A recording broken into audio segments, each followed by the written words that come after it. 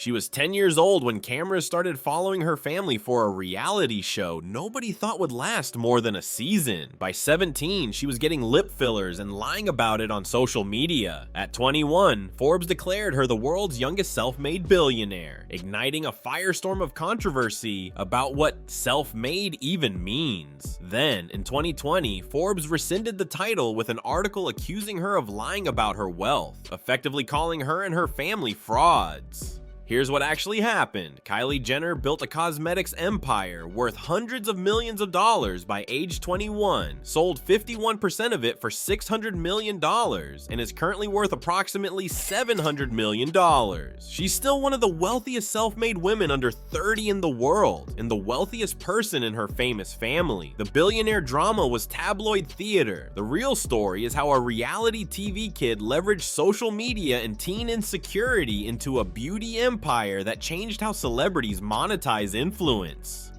When your entire adolescence is content. Los Angeles, August 10th, 1997. Kylie Kristen Jenner was born into a family that would become America's most famous, though nobody knew it yet. She was the youngest of Kris Jenner's children, growing up in the shadow of older siblings who were already making names for themselves. Kim was Paris Hilton's closet organizer. Khloe and Kourtney were navigating early adulthood. Kylie was just a kid. Then came 2007 and Keeping Up with the Kardashians. The reality show that E thought might get modest ratings became a cultural phenomenon, and Kylie, just 10 years old, had her entire adolescence documented on camera for the world to watch, judge, and comment on. Imagine going through puberty, teenage insecurity, first relationships, and identity formation while millions of people watch and social media users critique every moment. The constant surveillance did exactly what you'd expect. It created insecurities that Kylie struggled to hide. She was particularly self-conscious about her lips, which she felt were too thin compared to her sisters. At 17, Kylie started getting lip fillers and lied about it, claiming she was just overlining with lip liner. The lie was obvious to anyone paying attention, but Kylie maintained it for months. The lip obsession became a viral talking point. The Kylie Jenner lip challenge had teenagers dangerously suctioning their lips into bottles trying to replicate her look.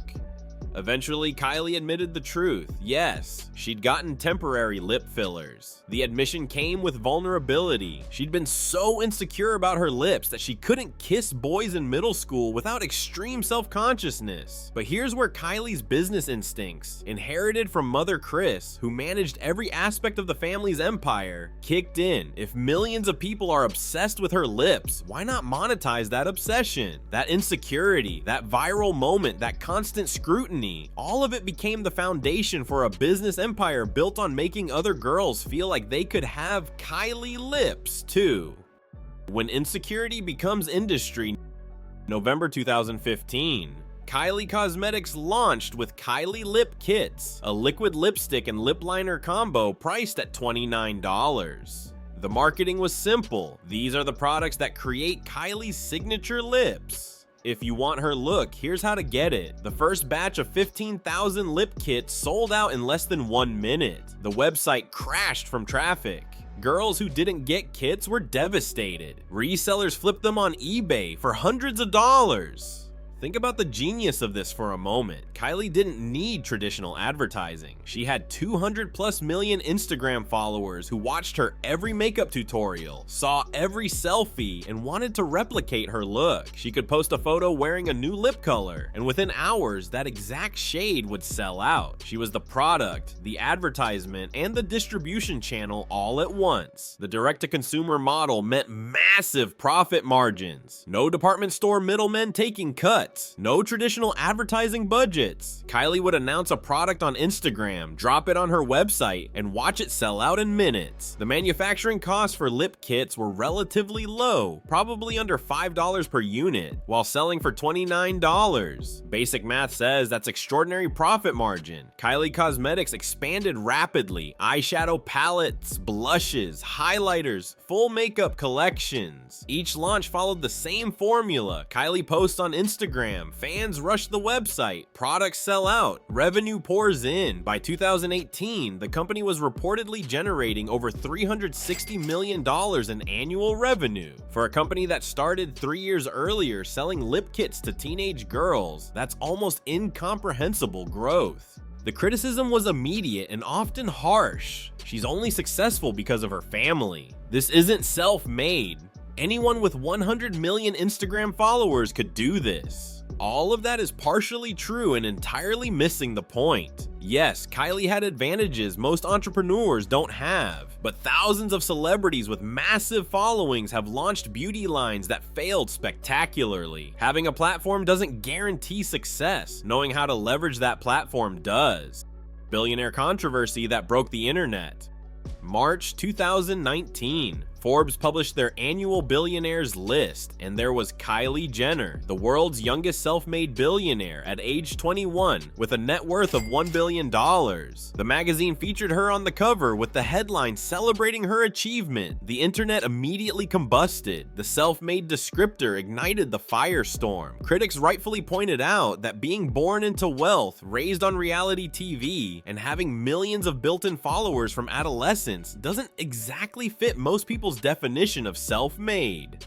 Dictionary.com even trolled Forbes, tweeting the definition of self-made and noting that Kylie didn't quite fit. The backlash was swift, brutal, and often personal, but Forbes stood by the title, arguing that Kylie had built her cosmetics empire herself rather than inheriting it. The distinction was technically accurate even if it felt tone deaf. Kylie had created Kylie Cosmetics, grown it to $1 billion valuation, and owned 100% of the company. She hadn't inherited a cosmetics business. She'd built one using the platform her family's fame provided. Then came May 2020, and Forbes published an investigation that basically called Kylie and her family liars. The headline, "Inside Kylie Jenner's Web of Lies and Why She's No Longer a Billionaire." The article claimed that Kylie's team had provided inflated revenue figures, fabricated tax returns, and misrepresented the company's value to secure the billionaire designation. Forbes recalculated her net worth at just under $900 million and accused the family of creating a web of lies about their wealth. Kylie's response was swift and uncharacteristically vulnerable. She tweeted that she'd never asked for the billionaire title, never lied to Forbes, and didn't understand why they were making things up. "What am I even waking up to? I thought this was a reputable site. All I see are a number of inaccurate statements and unproven assumptions," she wrote, noting she had a lot of blessings and didn't need a magazine title to validate her success. The truth probably lies somewhere in the middle. Did Kylie's team exaggerate figures to secure favorable coverage? Possibly. That's standard practice in celebrity publicity. Did Forbes do inadequate due diligence before declaring her a billionaire? Almost certainly. Was the dramatic web of lies accusation overblown and designed to generate clicks? Absolutely. What's undeniable? Even at the revised $700 million net worth, Kylie Jenner built an extraordinary empire by her early 20s. The empire that remains, $700 million and growing. Growing November 2019, before the Forbes controversy exploded, Kylie sold 51% of Kylie Cosmetics to beauty conglomerate Coty for $600 million. That sale valued the company at $1.2 billion total. Kylie received $600 million in cash for selling just over half the business, while retaining 49% ownership and creative control. Even if Forbes later disputed her billionaire status, that $600 million check was very real.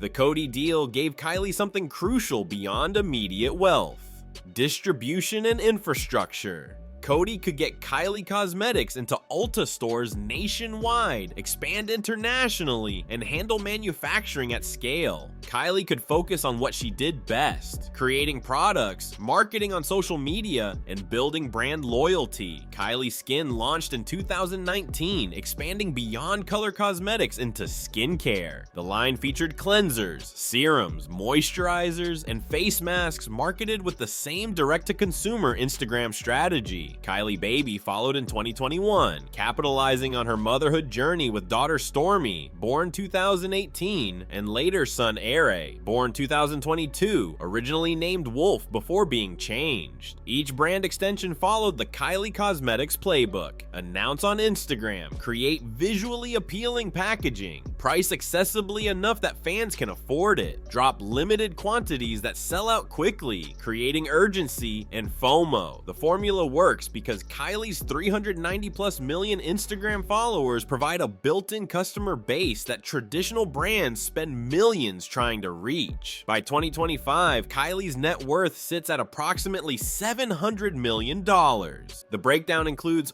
49% stake in Kylie Cosmetics, post-Coty deal, approximately $300 million, cash from Coty sale and other business income, approximately $250 million, Kylie Skin and Kylie Baby valuations, approximately $50 to $75 million real estate portfolio, approximately $50 million.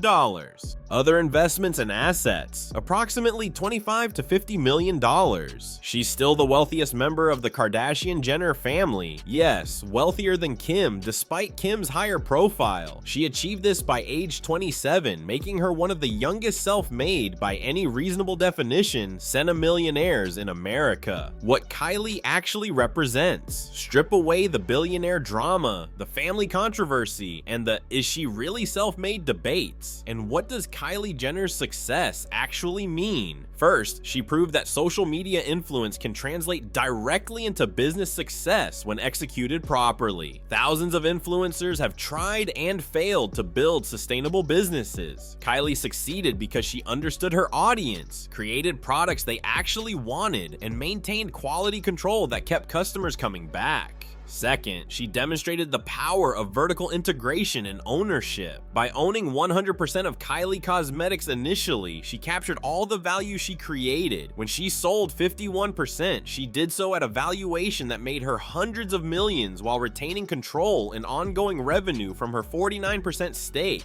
Third, she leveraged insecurity, her own and her customers, into empire without the exploitation feeling predatory. The genius of Kylie Cosmetics is that it sells aspiration. Buy these products and you can look like Kylie. It's the same promise beauty companies have always made, but Kylie delivers it with authenticity because she's actually using the products, showing results, and engaging directly with customers on social media. And fourth, she survived extraordinary scrutiny starting from childhood and turned it into advantage. Growing up on camera could have destroyed her. Instead, she learned how to control her narrative, monetize attention, and build businesses that will generate wealth long after reality TV fame fades. If this deep dive into Kylie Jenner's controversial but undeniable success fascinated you, smash that like button and subscribe for more stories of young moguls building empires. Drop a comment. Is Kylie self-made or not? Let's debate.